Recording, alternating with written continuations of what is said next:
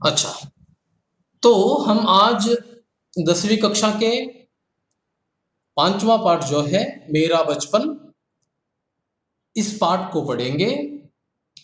इस पाठ से हमें डॉक्टर एपीजे अब्दुल कलाम जी के कुछ संक्षिप्त परिचय प्राप्त होगा।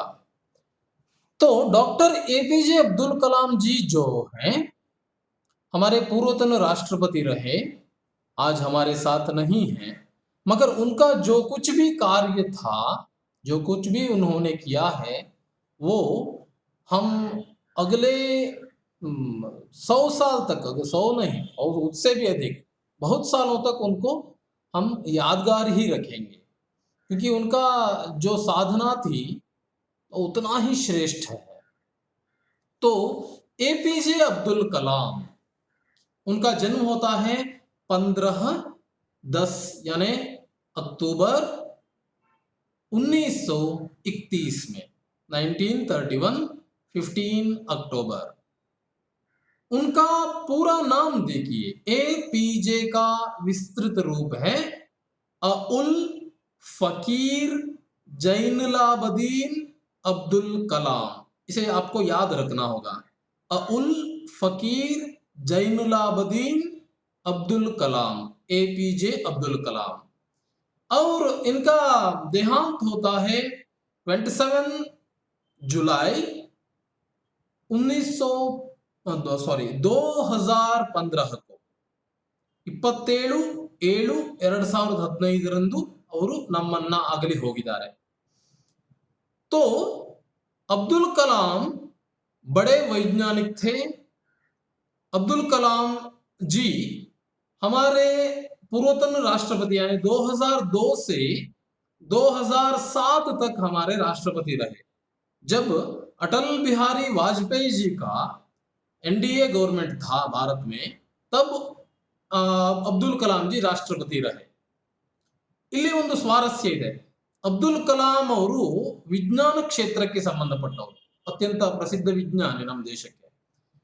ಅಂತವರನ್ನ ರಾಷ್ಟ್ರಪತಿ ಹುದ್ದೆಯನ್ನ ಅಲಂಕರಿಸಲಿಕ್ಕೆ ಯೋಗ್ಯ ಅಂತ ಆಯ್ಕೆ ಮಾಡಿದಂತಹ ಚಾಣಾಕ್ಷತನ ಇದೆಯಲ್ವಾ, ಅದು ಅಟಲ್ ಬಿಹಾರಿ ವಾಜಪೇಯಿ ಅವರದ್ದು. ಸುಲಭ ಅಲ್ಲ. ಒಂದು ಕ್ಷೇತ್ರದಲ್ಲಿ ಅತ್ಯಂತ ಹೆಮ್ಮೆಯ ಸಾಧನೆಯನ್ನ ಗೈದಂತವರನ್ನ ಆ ಒಂದು ಸ್ಥಾನಕ್ಕೆ ಪರಿಚಯಿಸುವಂತದ್ದು. ನಮ್ಮ ದೇಶದ ಕ್ಷಿಪಣಿ ಮನುಷ್ಯ ಅಂತಾನೆ ಕರೆಸಿಕೊಳ್ತಾರೆ ಅಬ್ದುಲ್ ಕಲಾಂ. ಏನಕ್ಕೆ ಅಷ್ಟೊಂದು ಅವರು ಇಸ್ರೋದಲ್ಲಿ ಕೆಲಸ ಮಾಡ್ತಾರೆ. ಮೊದಲು DRDO, ಭಾರತೀಯ ರಕ್ಷಣಾ ಸಂಸ್ಥೆ ಏನಿದೆ DRDO, ಅದರಲ್ಲಿ ಕೆಲಸ ಮಾಡ್ತಾರೆ ಅಬ್ದುಲ್ ಕಲಾಂ ಅವರು, ಭೌತ ವಿಜ್ಞಾನಿ. ನಂತರದಲ್ಲಿ ಅವರು ಇಸ್ರೋಕ್ಕೆ ಕೆಲಸ ಮಾಡ್ತಾರೆ. ಇಸ್ರೋದಲ್ಲಿ ಕೆಲಸ ಮಾಡುವಾಗ ಅವರು ಇವಾಗೇನು ನಾವು GSLV PSLV ಇದು ಮಾಡ್ತಾ ಇದ್ದೇವೆ, ರಾಕೆಟ್ಗಳ ಲಾಂಚ್ ಆಗ್ತಾ ಇದೆ, ಅದ್ರ ಮೇಲೆ ಬಹಳಷ್ಟು ಕೆಲಸ ಮಾಡಿದ್ದಾರೆ. ಆಮೇಲೆ ಅಗ್ನಿ ಕ್ಷಿಪಣಿ ಇತ್ಯಾದಿ ಏನು ನಮ್ಮ ರಕ್ಷಣಾ ಕ್ಷೇತ್ರಕ್ಕೆ ಬೇಕಾದಂತಹ ಕ್ಷಿಪಣಿ ವ್ಯವಸ್ಥೆ ಇದೆ, ರಾಕೆಟ್, ಅದ್ರ ಮೇಲೆ ತುಂಬಾ ಕೆಲಸ ಮಾಡಿದ್ದಾರೆ. ಇದಕ್ಕಿಂತಲೂ ಜೊತೆಗೆ ಹೆಮ್ಮೆಯ ವಿಚಾರ ಏನು ಅಂತಂದ್ರೆ, ಭಾರತ ಎಲ್ಲ ದೇಶವನ್ನು ಎದುರು ಹಾಕಿಕೊಂಡು ಪೋಖ್ರಾನ್ ನಲ್ಲಿ ಅಣು ಪರೀಕ್ಷೆಯನ್ನ ನಡೆಸುತ್ತೆ. ಅದು ತುಂಬಾ ಅಟಲ್ ಬಿಹಾರಿ ವಾಜಪೇಯಿ ಅವರ ಎದೆಗಾರಿಕೆಯೇ ಕಾರಣ. ಯಾಕೆಂದ್ರೆ ಬೇರೆ ದೇಶದವರು ಎಲ್ಲರೂ ಭಾರತವನ್ನು ದಿಗ್ಬಂಧನೆ ಹಾಕ್ತಾರೆ, ನಂತರದಲ್ಲಿ ಅದು ಇದಾಗುತ್ತೆ, ಅದರಿಂದ ಹೊರಗೆ ಬರ್ತೇವೆ ನಾವು. ಆದ್ರೆ ಆ ಸಂದರ್ಭದಲ್ಲಿ ಭಾರತವೂ ಕೂಡ ಅಣು ಕ್ಷೇತ್ರದಲ್ಲಿ ಮುಂದುವರೆದಿದೆ, ಅಣು ಬಾಂಬ್ ಅನ್ನ ಹೊಂದಿದ್ದೇವೆ ನಾವು. ಅದರ ಪರಿಶೀಲನೆಯನ್ನ, ಅದನ್ನ ಪರೀಕ್ಷೆಯನ್ನ ಈ ಅಬ್ದುಲ್ ಕಲಾಂ ಅವರ ನೇತೃತ್ವದಲ್ಲಿ, ಅಟಲ್ ಬಿಹಾರಿ ವಾಜಪೇಯಿ ಅವರು ಗೌರ್ಮೆಂಟ್ ಇರುವಾಗ ಭಾರತ ಕೈಗೊಳ್ಳುತ್ತೆ. ಅದಕ್ಕೆ ಅದು ತುಂಬಾ ದೊಡ್ಡ ಇಶ್ಯೂ ನಮ್ಮ ದೇಶದಲ್ಲಿ, ಒಂದು ಅವಿಸ್ಮರಣೀಯ ಸಂದರ್ಭ. ಯಾಕಂದ್ರೆ ಮುಂಚಿನ ಯಾರೂ ಕೂಡ ಅದಕ್ಕೆ ಧೈರ್ಯ ಮಾಡ್ಲಿಲ್ಲ, ಅದನ್ನ ಮಾಡ್ಲಿಕ್ಕೆ, ಪರೀಕ್ಷೆಯನ್ನ ಮಾಡ್ಲಿಕ್ಕೆ. ನಂತರನೂ ಕೂಡ ಆಗ್ಲಿಲ್ಲ ಬಿಡಿ. ಆದ್ರೆ ಅದರದ್ದು ಒಂದು ಪರೀಕ್ಷಣೆ ಅನ್ನುವಂಥದ್ದು ಆಗಿದೆ ಅಂತ ಆದ್ರೆ ಅದರಲ್ಲಿ ಅಬ್ದುಲ್ ಕಲಾಂ ಅವರು ಕೂಡ ಕೊಡುಗೆ ತುಂಬಾ ಇದೆ. ಹಾಗಾಗಿ ಅವರ ಒಂದು ಒಡನಾಟ, ಅಟಲ್ ಬಿಹಾರಿ ವಾಜಪೇಯಿ ಅವರದ್ದು ಜೊತೆಗೆ ಅಬ್ದುಲ್ ಕಲಾಂ ಅವರ ಒಡನಾಟ, ಜೊತೆಗೆ ಅವರ ಸಾಧನೆ, ಅವರು ರಾಷ್ಟ್ರಪತಿ ಹುದ್ದೆಯನ್ನ ಅಲಂಕರಿಸಲಿಕ್ಕೆ ಒಂದು ದಾರಿ ಆಯಿತು. ಹಾಗಾಗಿ ಇವರು 2002 2007 तक, 1902 से लेकर 1907 तक वे 5 वर्ष हमारे राष्ट्रपति रहे. तो इनका और भी एक विशेष है, वे जनवादी राष्ट्रपति के नाम से भारत के करोड़ों करोड़ों हृदयों में प्रतिष्ठित हैं। जनवादी राष्ट्रपति, इसे अंडरलाइन करके रखिए, पीछे आपका किताब में लेखक परिचय है जहां पर जनवादी राष्ट्रपति अंडरलाइन ಮಾಡ್ಕೊಳ್ಳಿ ಅದನ್ನ, ಅದು ಅವರು ಪ್ರಸಿದ್ಧವಾದಂತಹ ಒಂದು ಅವರಿಗೆ ಸಿಕ್ಕಂತಹ ಹೆಸರು। 22 वर्ष की उम्र में भी अनेकानेक सामाजिक प्रगतिशील आंदोलनों में अत्यंत सक्रिय रहे। जब इस किताब का प्रकाशन हुआ था तब वे जिंदा थे, इसलिए वहां पर सब कुछ वर्तमान काल में है, भूतकाल में नहीं है। ಇವರು 82 ವರ್ಷದ ಪ್ರಾಯದಲ್ಲೂ ಕೂಡ ಬಹಳಷ್ಟು ಲೆಕ್ಚರಿಂಗ್ ಕೊಡುವಂತದ್ದು, ಸಾಮಾಜಿಕ ಕೆಲಸಗಳನ್ನ ಕೈಗೊಳ್ತಾನೆ ಇದ್ರು। ವಯಸ್ಸಾಗಿದೆ ಅಂತ ಕೈಕೊಟ್ಟು ಕೂತ್ಕೊಳ್ಳಿಲ್ಲ, ಅವರ ಕೊನೆಯ ದಿನದವರೆಗೂ ಕೂಡ ಅವರು ಬಹಳಷ್ಟು ಕೆಲಸವನ್ನು ಮಾಡಿದ್ದಾರೆ। ದೇಶವನ್ನ ಮುಂದೆ ತೆಗೆದುಕೊಂಡು ಬರುವಂತಹ ಕೆಲಸವನ್ನ, ಜನರಲ್ಲಿ ಒಳ್ಳೆ ವಿಚಾರವನ್ನ ಮೂಡಿಸುವ ಪ್ರಯತ್ನವನ್ನ ಇವರು ಮಾಡಿದ್ದಾರೆ। युवकों के चैतन्यशील एवं बहुमुखी व्यक्तित्व के निर्माणार्थ आपके नए अभियान का मंत्र था, मैं क्या हूं। ಮಕ್ಕಳನ್ನ ಮತ್ತು ಯುವಕರನ್ನ ಪ್ರೇರೇಪಿಸುವ ಸಲುವಾಗಿ ಅವರು ಒಂದು ಪ್ರಶ್ನೆಯನ್ನ ಇಡ್ತಾ ಇದ್ರು ಯಾವಾಗಲೂ, ಮೈ ಕ್ಯಾ ಹೂಂ। ಯೋಚನೆ ಮಾಡಿ ನೋಡಿ ನೀವು ಕೂಡ, ನಾನು ಯಾರು? ಬಹಳಷ್ಟು ಜನ ಅಂದ್ಕೊಳ್ತೀರಿ, ನಾನು ನನ್ನ ಅಪ್ಪ ಅಮ್ಮನ ಮಗ ಮಗಳು, ನಾನು ನನ್ನ ಅಜ್ಜ ಅಜ್ಜಿಯ ಮೊಮ್ಮಗ ಮೊಮ್ಮಗಳು, ನಾನು ಈ ಊರಿನಲ್ಲಿ ಹುಟ್ಟಿದವನು, ನಾನು ಈ ಮನೆತನದಲ್ಲಿ ಹುಟ್ಟಿದವನು, ನಮ್ದು ಏನು, ನನ್ನ ಅಸ್ತಿತ್ವ ಅನ್ನೋದು ಏನು? ಇಷ್ಟು ಸರಿ, ಇಷ್ಟೇ ನನ್ನ ಅಸ್ತಿತ್ವವಾ? ಮೈ ಕೌನ್ ಹೂಂ? ಸ್ವಲ್ಪ ಯಾವಾಗಾದ್ರೂ ಪುರುಸೊತ್ತಿದ್ದಾಗ ವಿಚಾರ ಮಾಡಿ, ನಾನು ಯಾರು, ನಾನು ಯಾಕಿಲ್ಲಿದ್ದೇನೆ, ನಾನು ಏನ್ ಮಾಡ್ಬೇಕು? ಊಮಾಹೇ ನಡೆಯುತ್ತೆ ಜೀವನದಲ್ಲಿ, ಅಷ್ಟೇನೋ ನನ್ನ ಜೀವನ? ಹಾಗಾದ್ರೆ ಬರೀ ದುಡಿಮೆ ಒಂದೇ, ಅಭ್ಯಾಸ ಒಂದೇ, ಇಷ್ಟಕ್ಕೆ ನನ್ನ ಜೀವನ ನಿಲ್ಲುತ್ತಾ? ಅದ್ರ ಬಗ್ಗೆ ವಿಚಾರ ಮಾಡಬೇಕು। ಹಾಗಾಗಿ ಜನರಲ್ಲಿ, ಮಕ್ಕಳಲ್ಲಿ, ಯುವಕರಲ್ಲಿ ಒಂದು ಪ್ರೇರಣೆಯನ್ನ ನೀಡಬೇಕು ಅಂತ, ಮೈ ಕ್ಯಾ ಹೂಂ, ಮೈ ಇಸ್ ದೇಶ ಕೆ ಲಿಯೆ ಕ್ಯಾ ದೇ ಸಕ್ತಾ ಹೂಂ। ಸ್ವಾಮಿ ವಿವೇಕಾನಂದರು ಕೂಡ ಇದೇ ತರಹದ ಒಂದು ವಿಚಾರಧಾರೆಯನ್ನೇ ಜನರಲ್ಲಿ ಬಿತ್ತರಿಸಿದ್ರು। ನೀನ್ ಯಾರು, ನಿನ್ ದೇಶಕ್ಕಾಗಿ ಏನ್ ಮಾಡ್ತಾ ಇದ್ದೀಯ, ನಿನ್ನ ಅಸ್ತಿತ್ವ ಏನು? ಅವು ಯೋಚನೆ ಮಾಡ್ಲಿಕ್ಕೆ ಶುರು ಮಾಡಿದಾಗ ಅವನಿಗೆ ಅನ್ಸ್ಲಿಕ್ಕೆ ಶುರುವಾಗುತ್ತೆ, ಈಗ ಒಂದು ವ್ಯಕ್ತಿಗೆ ನಾನು ಯಾರು, ನಾನು ಯಾಕೆ ಇಲ್ಲಿದ್ದೇನೆ ಅನ್ನೋದು, ನನ್ನ ಉದ್ದೇಶ ಏನು, ಜೀವನದ ಸಾಫಲ್ಯ ಏನು, ಏನಕ್ಕಾಗಿ ಜೀವನ ಮಾಡಬೇಕು, ಅದನ್ನು ವಿಚಾರ ಒಂದರ ಜೊತೆಗೆ ಒಂದು ಬರ್ತಾ ಹೋಗುತ್ತೆ। ಹಾಗಾಗಿ ಅವರು ಪ್ರೇರಣೆ ನೀಡಬೇಕು ಅಂತ ಒಂದು ಅಭಿಯಾನವನ್ನೇ ಕೈಗೊಳ್ತಾರೆ। ಅಭಿಯಾನ ಅಂತಂದ್ರೆ ಒಂಥರ ಒಂದು ಒಂದು ಏನು, ಅಭಿಯಾನ ಅಂತಂದ್ರೆ ಕಂಟಿನ್ಯೂಸ್ಲಿ ಒಂದಷ್ಟು ದಿವಸ ಆ ತರಹದ ಕೆಲಸಗಳು ಆಗ್ತಾ ಇರಬೇಕು, ಅಭಿಯಾನ ಅಂತ ಕರೀತಾರೆ। ಒಂದು ನರ್ಮದಾ ಬಚಾವೋ ಅಲ್ಲ, ಈಗ ಇತ್ತೀಚೆಗೆ ಜಗ್ಗಿ ವಾಸುದೇವ್ ಅವರು ಕಾವೇರಿ ಕೂಗು ಅಂತ, ಕಾವೇರಿ ನದಿಯ ತೀರದ ಪ್ರದೇಶದ ಅರಣ್ಯವನ್ನ ರಕ್ಷಣೆ ಮಾಡಬೇಕು, ಕಾವೇರಿ ನದಿಯನ್ನ ರಕ್ಷಣೆ ಮಾಡಬೇಕು ಅಂತ ಒಂದು ಅಭಿಯಾನವನ್ನ, ಕಾವೇರಿ ಕೂಗು ಅಂತ ಅಭಿಯಾನವನ್ನ ಕೈಗೊಂಡು, ಅದಕ್ಕೆ ಒಳ್ಳೊಳ್ಳೆ ಎಲ್ಲ ನಮ್ಮ ಚಲನಚಿತ್ರ ಕ್ಷೇತ್ರದ ಪ್ರತಿಭಾವಂತ ನಟರು, ನಟಿಯರೆಲ್ಲರೂ ಭಾಗವಹಿಸಿದ್ರು। ಕಾವೇರಿ ನದಿಯನ್ನ ಸ್ವಚ್ಛವಾಗಿ ಉಳಿಸ್ಕೊಳ್ಬೇಕು, ಅದರ ಪಾತ್ರವನ್ನ ಆ ಕಡೆ ಈ ಕಡೆ ಏನು ಪ್ರದೇಶ ಇದೆ ಶುದ್ಧವಾಗಿ ಉಳಿಸ್ಕೊಳ್ಬೇಕು ಅನ್ನೋ ಒಂದು ಉದ್ದೇಶ ಇಟ್ಕೊಂಡು ಅದು ರನ್ನಿಂಗ್ ಅಲ್ಲಿ ಇದೆ। ಹೋದ ವರ್ಷ ತುಂಬಾ ಆಕ್ಟಿವ್ ಇತ್ತು, ಆ ಕೆಲಸ ಆಗ್ತಾ ಇದೆ। ಅದು ಅಭಿಯಾನ, ಕಂಟಿನ್ಯೂಸ್ಲಿ ಆ ಪ್ರೊಸೆಸ್, ಅದು ಒಂದು ದಿವಸ ಮಾಡಿ ಬಿಡುವಂತದ್ದಲ್ಲ। ಹಾಗಾಗಿ ಇವರು ಮೈ ಕ್ಯಾ ಹೂಂ, ಮೈ ಕ್ಯಾ ದೂ, ಮೈ ಕ್ಯಾ ಹೂಂ और ಮೈ ಕ್ಯಾ ದೂ, ಮೈ ಇಸ್ ದೇಶ ಕೆ ಲಿಯೆ ಕ್ಯಾ ದೂ, ಏನ್ ಕೊಡ್ಲಿ ನಾನು ಅನ್ನೋದೊಂದು ಉದ್ಘೋಷ ವಾಕ್ಯ ಆಗಿತ್ತು। ಜೊತೆಗೆ ಇಮಾನ್ದಾರ್ ಕಾರ್ಯ ಏವಂ ಇಮಾನ್ದಾರ್ ಕಾ ನಾಮ್ ಅನ್ನುವಂಥದ್ದು ಇದು ಉದ್ಘೋಷ ವಾಕ್ಯ ಆಗಿತ್ತು ಆ ಒಂದು ಯೋಜನೆಯ। ಇಮಾನ್ದಾರ್ ಕಾರ್ಯ ಏವಂ ಇಮಾನ್ದಾರ್ ಕಾ ನಾಮ್, ಇಮಾನ್ದಾರ್ ಪ್ರಾಮಾಣಿಕ ಕಾರ್ಯ ಕೆಲಸ, ಪ್ರಾಮಾಣಿಕ ಕೆಲಸ ಮತ್ತು ಪ್ರಾಮಾಣಿಕನ ಹೆಸರು। ಸಾಮಾನ್ಯವಾಗಿ ಪ್ರಾಮಾಣಿಕವಾಗಿ ಕೆಲಸ ಮಾಡ್ಲಿಕ್ಕೆ ಪ್ರಾರಂಭವಾದಾಗ ಪ್ರಾಮಾಣಿಕವಾದ ಹೆಸರೇ ಒಂದು ಶುದ್ಧ ಏನು ಹೆಸರನ್ನ ಕೆಡಿಸ್ಕೊಳ್ಳೋದು ಅಂತ ಹೇಳ್ತೇವೆ। ಹೆಸರು ಕೆಡಿಸ್ಕೊಳ್ಳೋದು ಅಂತಂದ್ರೆ ನಮ್ಮ ವ್ಯಕ್ತಿತ್ವ, ನಾವು ಮಾಡುವಂತಹ ಕೆಲಸದಲ್ಲಿ ನಾವು ಏನಾದ್ರೂ ಅಪ್ರಾಮಾಣಿಕವಾಗಿ ಕೆಟ್ಟ ಕೆಲಸವನ್ನ ಮಾಡಿದ್ದಲ್ಲಿ ನಮ್ಮ ಹೆಸರು ಕೆಡುತ್ತೆ। ಹೆಸರು ಅಂತಂದ್ರೆ ನಮ್ಮ ವ್ಯಕ್ತಿತ್ವ ಕೆಡುತ್ತೆ।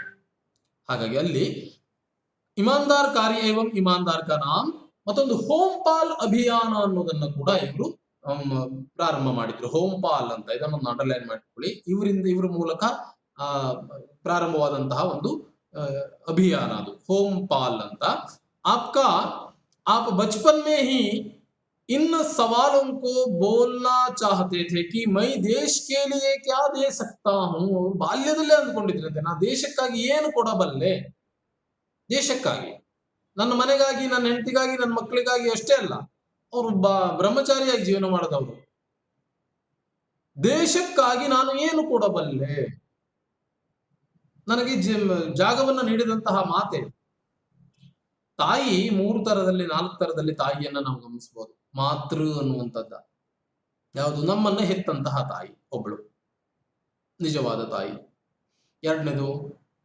ಭೂಮಿಯೂ ತಾಯಿಯೇ ಹೆತ್ತ ತಾಯಿ ಒಡಲಲ್ಲಿ ಸಾಕಿರ್ತಾಳೆ ಹೊಟ್ಟೆಯಲ್ಲಿಟ್ಟು ನಮಗೆ ಜನನ ನೀಡ್ತಾಳೆ ಭೂಮಿ ತಾಯಿ ನಾನು ನಿಲ್ಲಲಿಕ್ಕೆ ಒಂದು ಜಾಗವನ್ನು ನೀಡ್ತಾಳೆ ಅದು ತಾಯಿನೇ ಅವಳು ತಾಯಿನೇ ಆಮೇಲೆ ಗೋಮಾತೆ ತಾಯಿಯ ಹಾಲಿನ ನಂತರದ ಹಾಲು ನಮ್ಗೆ ಸಿಗೋದು ಗೋಮಾತೆ ಅವಳು ಎದೆಹಾಳು ಕೊಟ್ಟ ಹಾಗೆ ಗೋಮಾತೆಯು ನಮ್ಗೆ ತಾಯಿಯೇ ಜೊತೆಗೆ ನದಿಯೂ ಕೂಡ ನಮಗೆ ತಾಯಿಯೇ ನದಿಗಳು ಕೂಡ ನಮಗೆ ತಾಯಿಯೇ ಗಂಗಾ ಮಾತೆ ಹಾಗಾಗಿ ಈ ಒಂದು ದೇಶಕ್ಕಾಗಿ ನಾನು ನಮ್ಮ ಮಾತೃಭೂಮಿಗಾಗಿ ನಾನು ಏನು ಕೊಡಬಲ್ಲೆ ಅನ್ನುವಂತಹ ಒಂದು ಉದ್ದೇಶವನ್ನು ಅವರು ಬಾಲ್ಯದಿಂದಲೇ ಇಟ್ಕೊಂಡವರು ದೇಶಕ್ಕಾಗಿ ನಾನು ಏನು ಮಾಡಬಲ್ಲೆ ಸುಮ್ಮನೆ ಬಹಳಷ್ಟು ಜನ ಹುಟ್ಟುತ್ತಾರೆ ಸಾಯ್ತಾರೆ ಎಷ್ಟು ಮೊದಲಲ್ಲಿ ಏನು ಇಲ್ಲ ನಮ್ಮ ದೇಶದ 130-140 ಕೋಟಿ ಜನಸಂಖ್ಯೆಯಲ್ಲಿ ಎಷ್ಟೋ ಜನ ಹುಟ್ಟಿದ್ದಾರೆ ಎಷ್ಟೋ ಜನ ದಿವಸ ಸಾಯ್ತಾರೆ ಆಗ್ತಾ ಇರುತ್ತೆ ಕಂಟಿನ್ಯೂ ಪ್ರೊಸೆಸ್ ಅದು ಆದ್ರೆ ಅವರಲ್ಲಿ ಎಷ್ಟು ಜನ ದೇಶಕ್ಕಾಗಿ ಜೀವನವನ್ನ ನಡೆಸೋದು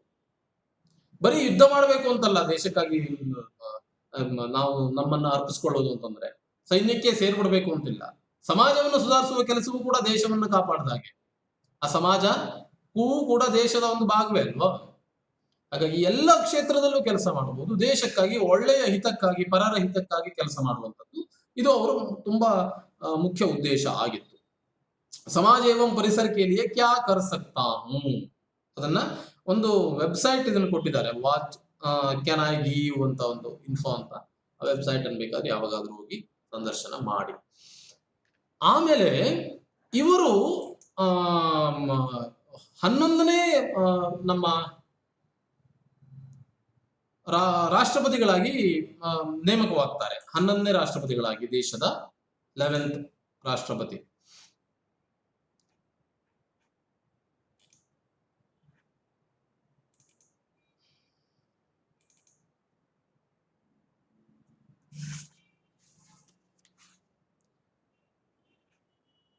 ಅವರೇ ಬರೆದಿರುವಂತಹ ಪಾಠ ಇದು ಅವರ ಅದನ್ನ ಕನ್ವರ್ಟ್ ಮಾಡಿದ್ದಾರೆ ಅದನ್ನ ಹಿಂದಿಗೆ ತರ್ಜುಮೆ ಮಾಡ್ಕೊಂಡಿದ್ದಾರೆ ಅವರೇ ಬರೆದಿರುವಂತದ್ದು ಆ ಪಾಠ ಮೇರಾ ಬಚಪನ್ ಅಂತ इस पाठ के द्वारा छात्र सादगी धार्मिक सहिष्णुता मिलजुल कर रहना और किताबें पढ़ने का प्रयोजन आदि की प्रेरणा पा सकते हैं ಈ ಪಾಠ ಓದೋದ್ರಿಂದ ಮಕ್ಕಳು ನೀವು ಪಡೆದುಕೊಳ್ಳುವಂತಹ ವಿಚಾರಗಳು ಯಾವ್ಯಾವುದು ಒಂದು ಸಾದಗಿ ಅಂತಂದ್ರೆ ಸರಳತೆ ವಿಶೇಷವಾದ ಉಡುಗೆ ತೊಡುಗೆ ಮನುಷ್ಯನನ್ನ ಗುರುತಿಸುವಂತದ್ದಲ್ಲ ಅಥವಾ ಅವರ ಓನ್ಲಿ ಸ್ಟೈಲ್ಗಳು ಮಾತ್ರ ಮನುಷ್ಯನ ಗುರುತಿಸಿಕೊಳ್ಳುತ್ತೆ ಅಂತ ಸರಳ ಜೀವನ ಆಡಂಬರಹೀನ ಜೀವನ ಧಾರ್ಮಿಕ ಸಹಿಷ್ಣುತೆ ಅವರು APJ ಅಬ್ದುಲ್ ಕಲಾಂ ಒಬ್ರು ಕಟ್ಟ 5 ಸಮಯ ನಮಾಜ್ ಮಾಡುವಂತಹ ಮುಸಲ್ಮಾನರಾಗಿದ್ರು ಭಾರತದಂತಹ ದೇಶದಲ್ಲಿ ಆ ಸಹಿಷ್ಣುತೆ ಅನ್ನುವಂತಹ ವಿಚಾರವನ್ನು ತುಂಬಾ ಏನ್ ಮಾಡಿದ್ದಾರೆ ಕೇಳಿದ್ರೆ ಪಸರಿಸಿದ್ದಾರೆ ಅವರು ಮುಸಲ್ಮಾನರಾಗಿದ್ದು ಎಲ್ಲ ಧರ್ಮವನ್ನ ಪ್ರೀತಿಸ್ತಾರೆ ಆ ಧರ್ಮ ಈ ಧರ್ಮ ಅಂತ ಇಲ್ಲ ಇವರು ಬಾಲ್ಯವೇ ಕೂಡ ನಿಮ್ಗೆ ಆ ಪಾಠವನ್ನು ಓದ್ತಾ ಹೋದಂಗೆ ಗೊತ್ತಾಗ್ತಾ ಹೋಗುತ್ತೆ ಬಾಲ್ಯದಿಂದ ಪ್ರಾರಂಭ ಮಾಡಿ ಅವರ ಜೀವನದ ಕೊನೆಯ ತನಕ ಎಲ್ಲಾ ಧರ್ಮೀಯ ಜನರ ಜೊತೆಗೆ ಅವರ ಒಡನಾಟ ಇತ್ತು ಎಲ್ಲರ ಜೊತೆ ತುಂಬಾ ಸಂತೋಷದಿಂದಲೇ ಖುಷಿಯಿಂದಲೇ ಜೀವನವನ್ನು ಮಾಡಿದವರು ಯಾವುದೇ ಗಲಭೆಗೆ ಯಾವುದೇ ಏನು ಭೇದ ಭಾವಕ್ಕೆ ಇವರಲ್ಲಿ ಜಾಗ ಇರಲಿಲ್ಲ ಆ ತರದ ಸಹಿಷ್ಣುತೆ ಧಾರ್ಮಿಕ ಸಹಿಷ್ಣುತೆ ಆಮೇಲೆ ಮಿಲ್ಜುಲ್ಕರ್ ರಹನ ಅದೇ ಒಟ್ಟಾಗಿ ಬಾಳುವಂತಹ ವಿಚಾರಗಳು ಜೊತೆಗೆ ಪುಸ್ತಕ ಪ್ರೇಮದ ಬಗ್ಗೆ ಕೂಡ ಈ ಪಾಠದಿಂದ ನಮಗೆ ತಿಳಿದು ಬರುತ್ತೆ ಹಾಗಾಗಿ ಈ ಪಾಠವನ್ನು ಓದಿ ಅಂತ ನಿಮ್ಗೆ ಕೊಟ್ಟಿದ್ದಾರೆ ಮೇರಾ ಬಚಪನ್ मेरा जन्म मद्रास राज्य यानी अब के तमिलनाडु के रामेश्वरम कस्बे में एक मध्यवर्गीय परिवार में हुआ था. अब्दुल कलाम ಅವರೇ ಹೇಳ್ತಾ ಇರೋದು, ಅವರದ್ದೇ ವಾಕ್ಯ.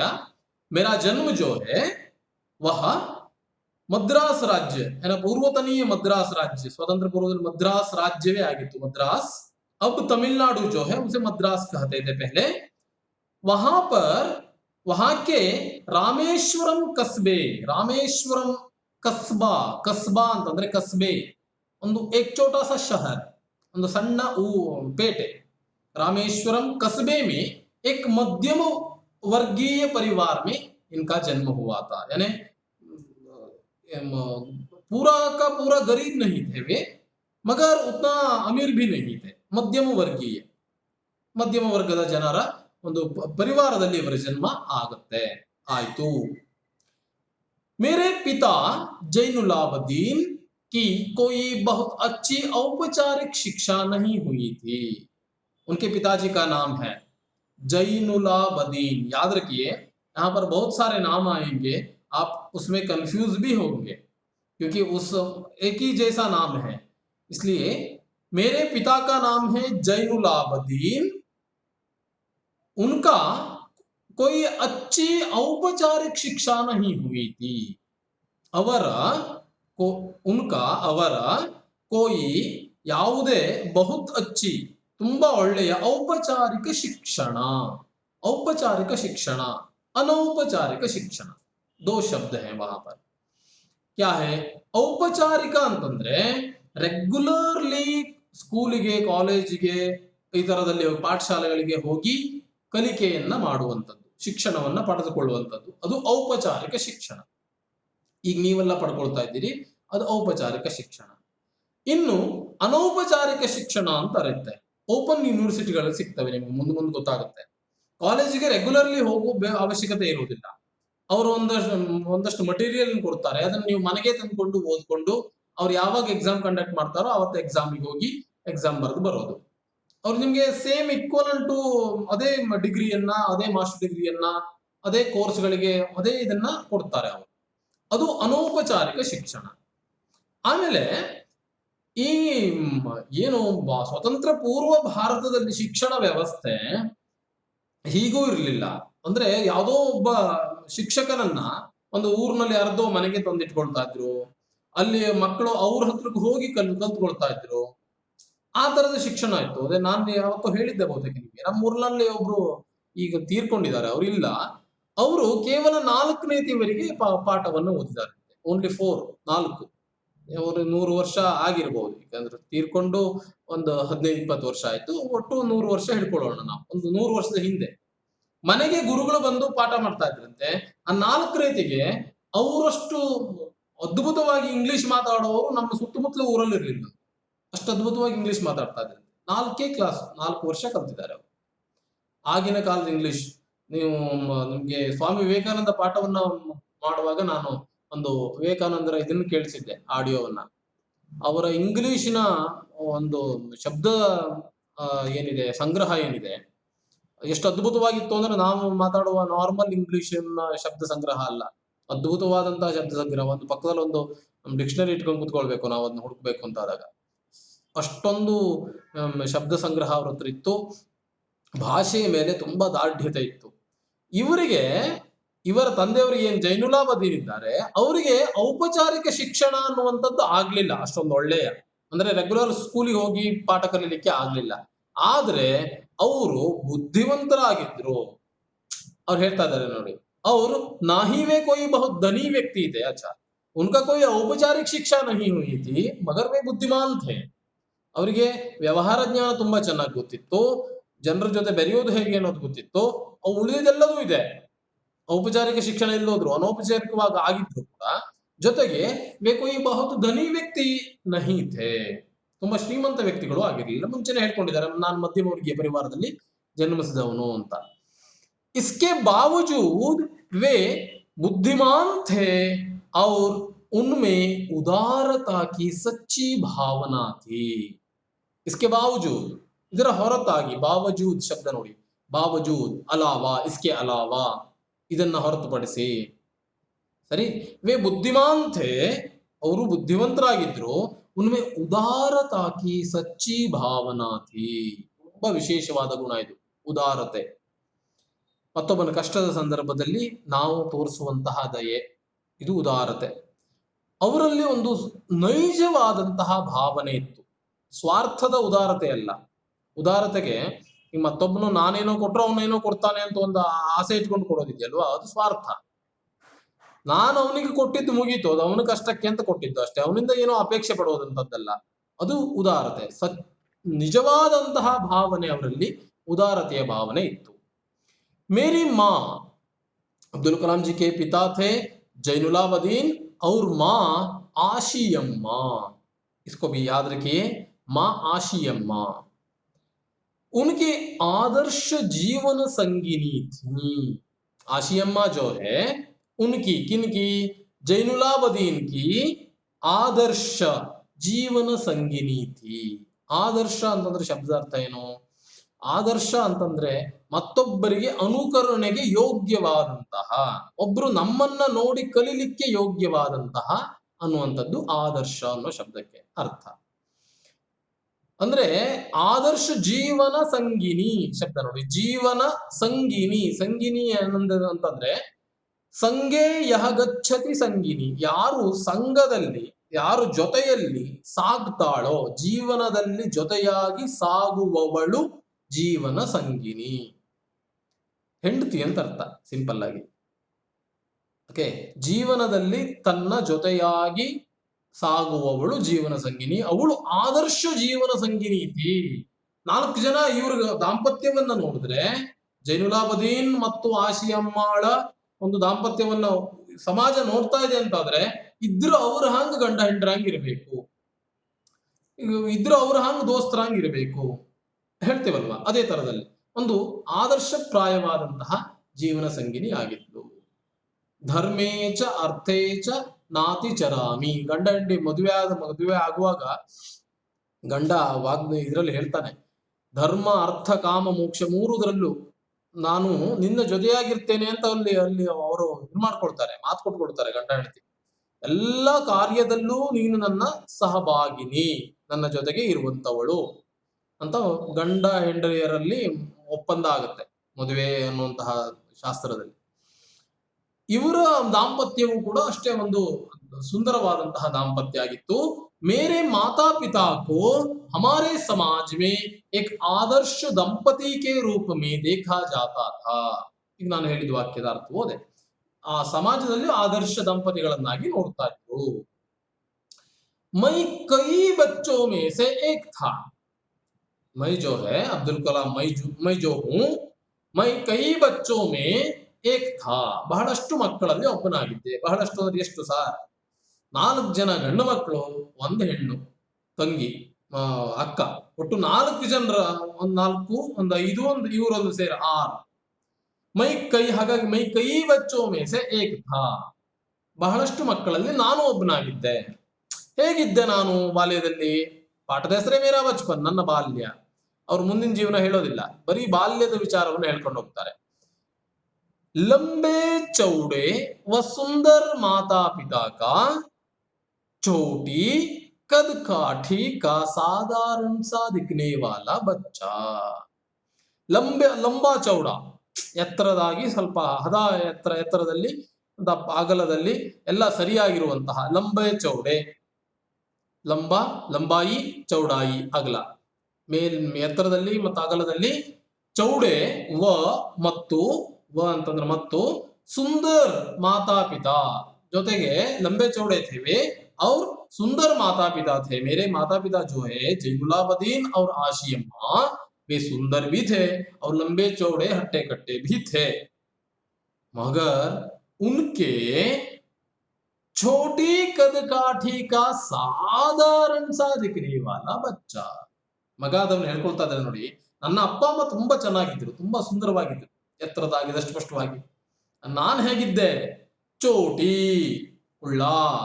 ಚೋಟಿ ಕದ್ ಅಂತಂದ್ರೆ ದೇಹ ಅಂತ ಅರ್ಥ.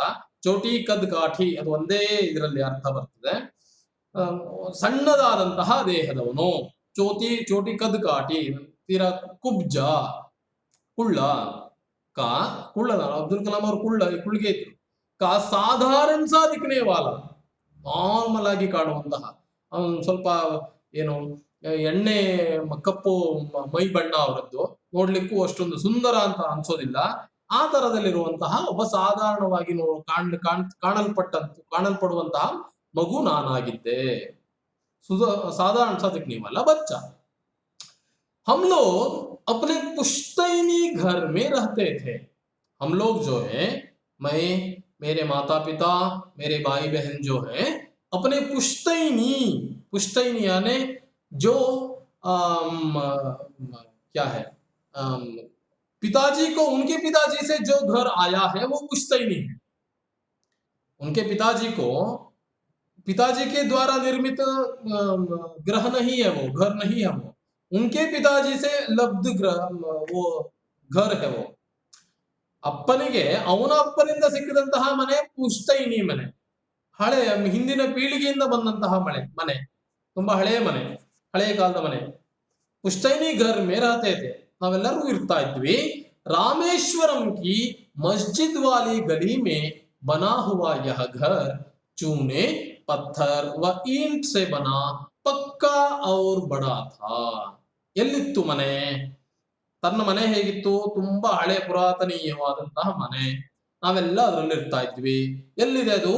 ರಾಮೇಶ್ವರಂ ಕಿ ಮಸ್ಜಿದ್ ವಾಲಿ ಗಲಿ ಮೇ ಬನಾ ಯಹ ಘರ್. ರಾಮೇಶ್ವರಂ ಪ್ರಸಿದ್ಧ ತೀರ್ಥಕ್ಷೇತ್ರ, ದಕ್ಷಿಣ ಭಾರತದ ಅತ್ಯಂತ ಪ್ರಸಿದ್ಧ ತೀರ್ಥಕ್ಷೇತ್ರ ರಾಮೇಶ್ವರಂ. ಅಲ್ಲಿ ಒಂದು ಮಸೀದಿ ಇತ್ತು ಆಗ ರಾಮೇಶ್ವರಂನಲ್ಲಿ. ಮಸ್ಜಿದ್ ವಾಲಿ ಗಲಿ, ಮಸೀದಿ ಎಲ್ಲಿದೆಯೋ ಅದರ ಪಕ್ಕದಲ್ಲಿ ಒಂದು ಗಲ್ಲಿ, ಒಂದು ವಟಾರ ತರ ಹೋಗ್ತಾ ಇದೆ.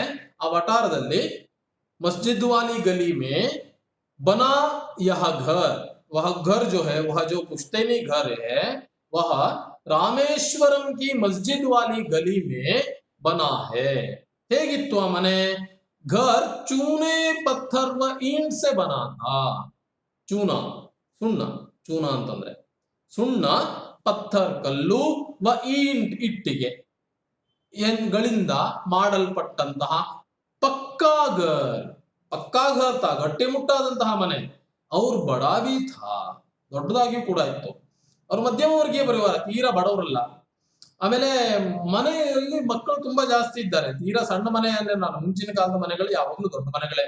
ಯಾಕಂದ್ರೆ ಮನೆ ತುಂಬಾ ಮಕ್ಳು ಇರ್ತಾ ಇದ್ರು, ಮನೆ ತುಂಬಾ ಜನರು ಇರ್ತಾ ಇದ್ರು. ಈಗಿನ ಹಾಗೆ ಏನು ಡಿವೈಡ್ ಹಾಕೊಂಡು ಅಪ್ಪ ಅಮ್ಮ, ಒಂದು ಮಗು, ಎರಡು ಮಗು, ಇಷ್ಟಕ್ಕೆ ಒಂದು ಮನೆ, ಇಷ್ಟೇ ಸಣ್ಣ ಸಂಸಾರ ಅಂತ ಇರ್ತಾ ಇರ್ಲಿಲ್ಲ ಮುಂಚಿನ ಕಾಲದಲ್ಲಿ. ಎಲ್ಲರೂ ಒಟ್ಟು ಕುಟುಂಬ ದೊಡ್ಡದಾಗಿ ಇರ್ತಾ ಇತ್ತು. ಹಾಗಾಗಿ ಈ ಮನೆ ಹೇಗಿತ್ತು ಅಂದ್ರೆ, ಚೂನೆ, ಪತ್ಥರ್ ವ ಈಂಟ್ ಸೆ ಬನಾ, ಪಕ್ಕಾ ಔರ್ ಬಡಾ ಥಾ. ಸುಣ್ಣ, ಚೂನ ಅಂತಂದ್ರೆ ಪತ್ತರ್ ಕಲ್ಲುಗಳು, ಜೊತೆಗೆ ಈಂಟ್ ಇಟ್ಟಿಗೆಯಿಂದ ಮಾಡಿದಂತಹ ಗಟ್ಟಿಮುಟ್ಟಾದಂತಹ ಮನೆ. ಮುಂಚಿನ ಕಾಲದಲ್ಲಿ ಈ ಸಿಮೆಂಟಿನ ವ್ಯವಸ್ಥೆ ಇಲ್ಲ, ರೇತಿ ತಂದು ಸಿಮೆಂಟ್ ಹಾಕಿ ಬರೆಯುವಂತದ್ದಿಲ್ಲ. ಗಾರೆಯನ್ನ ಮಾಡ್ತಾ ಇದ್ರು ಮುಂಚೆ. ಬೆಲ್ಲ, ಸುಣ್ಣ ಮತ್ತು ಮಣ್ಣನ್ನ ಮಿಶ್ರಣ ಮಾಡಿ ತುಂಬಾ ಗಟ್ಟಿಯಾದಂತಹ ಒಂದು ಪಾಕ ಬರುತ್ತೆ ಅದರಿಂದ. ಅದು 100 ಗಟ್ಟಲೆ ವರ್ಷ ಆದ್ರೂ ಹಾಳಾಗೋದಿಲ್ಲ. ಆ ತರಹದ್ದು ಅದನ್ನ ಕೊಳಸ್ತಿದ್ರು. ಮಣ್ಣನ್ನ ಕೊಳಸಿ ಅದನ್ನ ಹದ ಮಾಡಿ ಅದರಿಂದ ಗೋಡೆಯನ್ನು ಕಟ್ತಾ ಇದ್ರು. ಕೇವಲ ಮಣ್ಣಿನಿಂದ ಕಟ್ಟದಂತಹ ಮನೆಯೂ ಕೂಡ 100 ವರ್ಷ ಬದುಕ್ತಾ ಇದೆ. ಈಗ ಕಲ್ಲಿನಿಂದ ಕಟ್ಟದ ಮನೆ ಒಂದು 15-20 ವರ್ಷಕ್ಕೆ ಬಿರುಕು ಬಿಡ್ಲಿಕ್ಕೆ ಪ್ರಾರಂಭವಾಗುತ್ತೆ. ಬರೀ ಮಣ್ಣಿನಿಂದ ಆ ಸಿಸ್ಟಮ್ ಅಲ್ಲಿ ಕಟ್ಟದಂತಹ ಮನೆ 100 ವರ್ಷ ಇರುತ್ತೆ. ಆ ತರದ ಮನೆ ಇವರದ್ದಾಗಿತ್ತು. मेरे पिता आडंबरहीन व्यक्ति थे. उनके पिता जो है, अब्दुल कलाम जी के पिता जैनुल आबदीन, ಆಡಂಬರಹೀನ ವ್ಯಕ್ತಿ ಇದೆ. ಆಡಂಬರ ಒಂಥರ ಶೋಕಿ ಮಾಡುವಂಥದ್ದಪ್ಪ, ಸುಮ್ಮನೆ ತೋರಿಸ್ಕೊಳ್ತಾ ಓಡಾಡೋದು. ನನ್ನ ಹತ್ರ ಅದಿದೆ, ಇದಿದೆ, ಮತ್ತೊಂದಿದೆ. ಆವಾಗ್ಲೇ ಏನೂ ಇಲ್ಲ, ಸಿಂಪಲ್ ಮನುಷ್ಯ, ಆಡಂಬರಹೀನ ವ್ಯಕ್ತಿ ಆಗಿದ್ರು ಅಪ್ಪ. ಅವ್ರ ಸಭಿ ಅನಾವಶ್ಯಕ एवं ऐशो आराम वाली चीजों से दूर रहते थे. ತಂದೆ ಅನಾವಶ್ಯಕ ಅನಿಸುವಂತಹ ವಸ್ತುವನ್ನು ಯಾವುದೂ ಮನೆಗೆ ತರ್ತಾ ಇರಲಿಲ್ಲ. ಅನಾವಶ್ಯಕ, ಅದು ಅವಶ್ಯಕ ಇರಬೇಕು ಅವಾಗ ತರಬೇಕು. ಸುಮ್ಮನೆ ತಗೊಂಬಂದು ಮನೆ ತುಂಬಿಸಿ ತರುವಂತಹ ವಸ್ತುಗಳನ್ನ ಯಾವುದನ್ನೂ ತರ್ತಾ ಇರಲಿಲ್ಲ. ಅವ್ರು ಐಶೋ ಆರಾಮ್ ವಾಲಿ ಲಕ್ಸರಿಯಸ್ ಐಶೋ ಆರಾಮ್ ವಾಲಿ ಅಂತಂದ್ರೆ ಲಕ್ಸರಿ ಮಾಡುವಂಥದ್ದಪ್ಪ, ಆಡಂಬರವಾಗಿ ತೋರಿಸ್ಕೊಳ್ಳುವಂಥದ್ದು, ಸುಖಕ್ಕೆ ದಾಸನಾಗ್ಲಿಕ್ಕೆ ಬೇಕಾಗುವಂತ ಎಲ್ಲ ಸಾಧನಗಳು. ಈಗೆಲ್ಲ ನೋಡಿ, ಮುಂಚೆ ಕರೆಂಟ್ ಇಲ್ಲ ಅಂತಂದ್ರೆ ಕಡಗೋಲಲ್ಲಿ ಮಜ್ಜಿಗೆಯನ್ನ ಕಡಿತಾ ಇದ್ರು. ಈ ಕರೆಂಟ್ ಇಲ್ಲ ಅಂತಂದ್ರೆ ಮರು ದಿವಸ ಕರೆಂಟ್ ಬಂದ ಮೇಲೆ ಕಡಿತಾರೆ. ಎಲ್ಲರಿಗೂ ಸುಖ, ಯಂತ್ರಗಳು ಬಂದ್ಬಿಟ್ಟಿವೆ, ಯಂತ್ರಗಳನ್ನ ಹಾಕ್ತಾರೆ, ಅದು ಕಡಿಬೇಕು, ಕಡದ ಮೇಲೆ ತೆಕ್ಕೊಳ್ಳುವಂಥದ್ದು. ಬಟ್ಟೆ ತೊಳಿಬೇಕು, ಇವತ್ತು ಅತ್ಯಂತ ಅವಶ್ಯಕತೆ ಏನಂತಂದ್ರೂ ಕೊಯ್ಯಲ್ಲಿ ತೊಳೆಯೋದಿಲ್ಲ, ವಾಷಿಂಗ್ ಮಷಿನ್ ಹಾಕಿ ಅದರಲ್ಲೇ ತೊಕ್ಕೊಂಡೇ ಬರಬೇಕು. ಇದೆಲ್ಲ ಸುಖಕ್ಕೆ ಬಂದಂತಹದ್ದು ವಸ್ತು, ಯಂತ್ರಗಳು. ಅಂದ್ರೆ ಅದು ಆ ಸುಖ ಅನ್ನುವಂಥದ್ದು ನಮ್ಮ ದೈಹಿಕ ಶ್ರಮವನ್ನ ಕಡಿಮೆ ಮಾಡಿಸುತ್ತೆ. ನಮ್ಮ ದೈಹಿಕ ಶ್ರಮ ಕಡಿಮೆ ಆದಷ್ಟು ನಮ್ಮ ದೇಹ ರೋಗಕ್ಕೆ ದಾಸವಾಗುತ್ತೆ. ಇದು ಇಂದಿನ ನಮ್ಮ ಜನರ ಪರಿಸ್ಥಿತಿ. ಆದ್ರೆ ಇದೇ ಸರಿ, ಇದೇ ಸರ್ ನೀವು ಹಾಗಾದ್ರೆ ಏನ್ ಮಾಡುವ ಅಂತ, ಏನು ಮಾಡ್ಲಿಕ್ಕೆ ಬರೋದಿಲ್ಲ, ಹೀಗೆ ಹೋಗೋದೆ. ಮುಂಚೆ ಟ್ಯಾಂಕ್ ಮಾಡ್ಕೊಂಡು ನೀರಿನಷ್ಟನ್ನು ಸೇರ್ತಾ ಇದ್ರು, ಎಳೆದು ತೆಗೆದು ನೀರನ್ನು ತುಂಬಿಕೊಳ್ತಾ ಇದ್ರು, ಬೇಕಾದಷ್ಟೇ ಅವಶ್ಯಕವಿರುವಷ್ಟೇ ನೀರನ್ನ ಬಳಕೆ ಆಗ್ತಾ ಇತ್ತು. ಈಗ ಹಂಗೆಲ್ಲ ಒಂದು ಮೋಟರ್ ಬಂದಿದೆ, 24 ಗಂಟೆ ಬೇಕಾದ್ರೂ ಮೋಟರ್ ರನ್ ಮಾಡ್ತಾರೆ, ನೀರು ತುಂಬ ತುಳುಕ್ತದೆ, ಬೇಕಾದಷ್ಟು ಹಾಳು ಮಾಡ್ತೇವೆ, ನೀರು ಹಾಳಾಗುತ್ತೆ, ಕರೆಂಟು ಹಾಳಾಗುತ್ತೆ, ಎಲ್ಲದೂ ಆಗುತ್ತೆ, ನಮ್ಮ ದೇಹವು ಕೂಡ ಹಾಳಾಗುತ್ತೆ. ಇವರು ಯಾವುದೇ ಕೂಡ ಐಶೋ ಆರಾಮ್ ವಾಲಿ ಲಕ್ಸುರಿಯಸ್ ವಸ್ತುಗಳಿಂದ ದೂರ ಇರ್ತಾ ಇದ್ರು. ಯಾವಾಗ್ಲೂ ಅನಾವಶ್ಯಕ ಅನ್ನುವಂತ ವಸ್ತುವನ್ನು ಯಾವುದು ತರ್ತಾನೆ ಇರಲಿಲ್ಲ. ಜೊತೆಗೆ ಐಶೋ ಆರಾಮ್ ವಾಲಿ ವಸ್ತುಗಳಿಂದ ನಂತರ ದೂರ ನಿಂತು ಬಿಡ್ತಾ ಇದ್ರು, ಹತ್ರಕ್ಕೆ ಬೇಡ ನಮ್ದು. पर ಆದರೆ घर में सभी आवश्यक चीजें समुचित मात्रा में सुलभता से उपलब्ध थी. ಸರಿಯಾಗಿ ನೋಡ್ಕೊಳ್ಳಿ ಇದನ್ನ. पर ಆದರೆ घर में ಮನೆಯಲ್ಲಿ ಸಭಿ ಅವಶ್ಯಕ ಚೀಸೆ, ಯಾವ ವಸ್ತುಗಳ ಅವಶ್ಯಕತೆ ಮನೆಯಲ್ಲಿ ಇದೆಯೋ ಆ ಎಲ್ಲ ವಸ್ತುಗಳು, ಬಹುವಚನ ಚೀಸೆ ಬಿಂದು ಇದೆ, ಆ ಎಲ್ಲ ವಸ್ತುಗಳು ಸಮುಚಿತ ಮಾತ್ರಾಮೆ. ಸಮುಚಿತ ಮಾತ್ರಾಮೆ ಅಂದ್ರೆ ಎಷ್ಟು ನಮಗೆ ಬೇಕೋ, ಎಷ್ಟು ನಮಗೆ ಅವಶ್ಯಕತೆ ಇದೆಯೋ ಅಷ್ಟು ಪ್ರಮಾಣದಲ್ಲಿ ಸಮುಚಿತ ಮಾತ್ರಾಮೆ. ಸುಲಭತಾಸೆ ಉಪಲಬ್ಧಿ.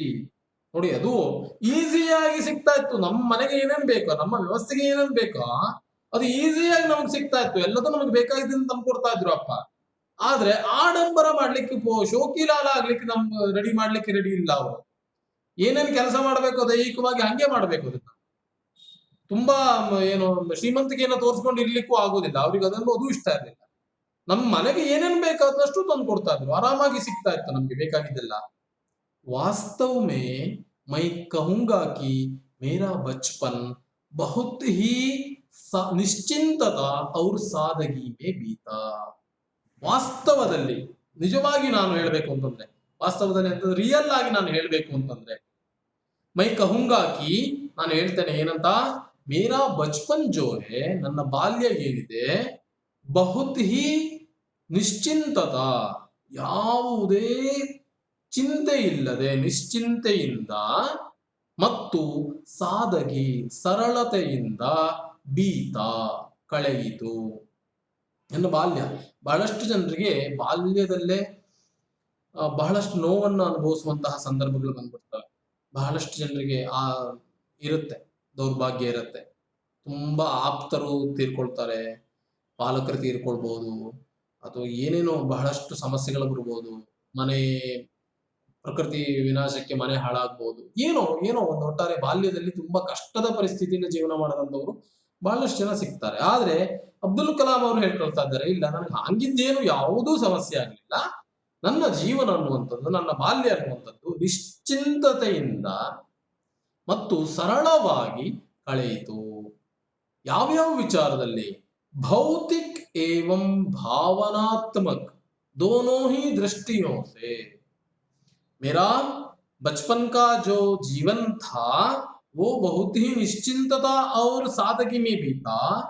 जैसे भौतिक एवं भावनात्मक. ಭೌತಿಕ ಅಂತಂದ್ರೆ ಈ ವಾಸ್ತವಿಕ ಪ್ರಪಂಚ, ನಮ್ಮ ಈಗಿನ ವಸ್ತುಗಳ ಏನು ಉಪಲಬ್ಧತೆ ಏನಿದೆ, ನನಗೆ ಪೆನ್ ಬೇಕು ಅನಿಸ್ತಪ್ಪ, ಪಟ್ಟಿ ಬೇಕು ಅನಿಸ್ತಪ್ಪ, ಆಗ ಅಪ್ಪನ ಹತ್ರ ಹೇಳಿದ್ರಾಯ್ತು, ಅಪ್ಪ ತಂದು ಕೊಡ್ತಾ ಇದ್ದ.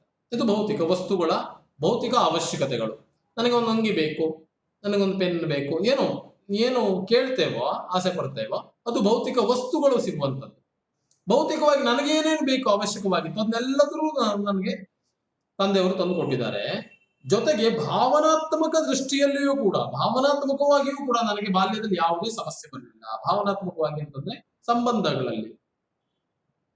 ಅದಕ್ಕೆ ನಾನು ಮುಂಚೆನೆ ಹೇಳಿದೆ, ಬಹಳಷ್ಟು ಜನರಿಗೆ ಬಾಲ್ಯದಲ್ಲೇ ಬಹಳಷ್ಟು ನೋವುಗಳು ಮನಸ್ಸಿಗೆ ಬಾಲ್ಯದಲ್ಲೇ ಕುತ್ಕೊಳ್ಳುವಂತಹ ಬಹಳಷ್ಟು ಸಮಸ್ಯೆಗಳಾಗ್ಬಿಡ್ತವೆ. ಮನಸ್ಸಿಗೆ ನಾಟುವಂತಹ ಬಹಳಷ್ಟು ಸಂಬಂಧಗಳು ಹೋಗುವಂಥದ್ದು, ತಪ್ಪು ಹೋಗುವಂಥದ್ದು, ಈ ತರದ್ದೆಲ್ಲ ಆಗತ್ತೆ. ಆ ತರದ್ದು ಏನೂ ಇಲ್ಲ. ನಾನು ಸಿಂಪಲ್ ಆಗಿ ನಿಶ್ಚಿಂತವಾಗಿ ತಲೆಯಲ್ಲಿ ಯಾವುದೇ ಚಿಂತೆ ಇಲ್ಲದೆ, ವಸ್ತುಗಳ ಯಾವುದೇ ಕೊರತೆ ಇಲ್ಲದೆ ನನ್ನ ಜೀವನ ಅನ್ನುವಂಥದ್ದು ಬಾಲ್ಯದ ಜೀವನ ಕಳೆಯಿತು.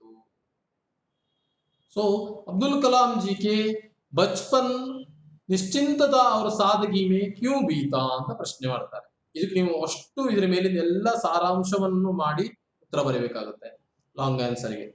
ಯಾಕೆಂದ್ರೆ ಅವರ ಅಪ್ಪ ಮಧ್ಯಮ ವರ್ಗೀಯ ಪರಿವಾರದಲ್ಲಿದ್ರು, ಆದ್ರೆ ಒಳ್ಳೆಯ ಬುದ್ಧಿವಂತರಾಗಿದ್ರು, ಜೊತೆಗೆ ಉದಾರತೆಯ ಗುಣವನ್ನ ಹೊಂದಿದ್ರು. ಇವೆಲ್ಲ ಅವರ ಬಾಲ್ಯಕ್ಕೆ ಒಂದು ಬೇಸಾಯ್ತು. ಅದೆಲ್ಲ ಅಪ್ಪ ಅಮ್ಮ, ಅವರ ಜೀವನ, ಅವ್ರ ಗಂಡ ದಾಂಪತ್ಯ, ಅವೆಲ್ಲ ತುಂಬಾ ಸುಂದರವಾಗಿರೋದಕ್ಕೆ ಆ ಮಗುವಿಗೂ ಅದೇ ಸಂಸ್ಕಾರ ಬಂತು. ಹೇಗಿರ್ಬೇಕು ಸಮಾಜದಲ್ಲಿ, 4 ಜನರು ನೋಡ್ತಾ ಇದ್ದಾರೆ ಅಂದ್ರೆ ನನ್ನ ಜೀವನ ಹೆಂಗಿರ್ಬೇಕು, ಇದೆಲ್ಲ ಸಂಸ್ಕಾರ ಗೊತ್ತಿಲ್ಲದೆ ನಮ್ಮಲ್ಲಿ ನಾವು ಕಲಿತಾ ಹೋಗ್ತೇವೆ.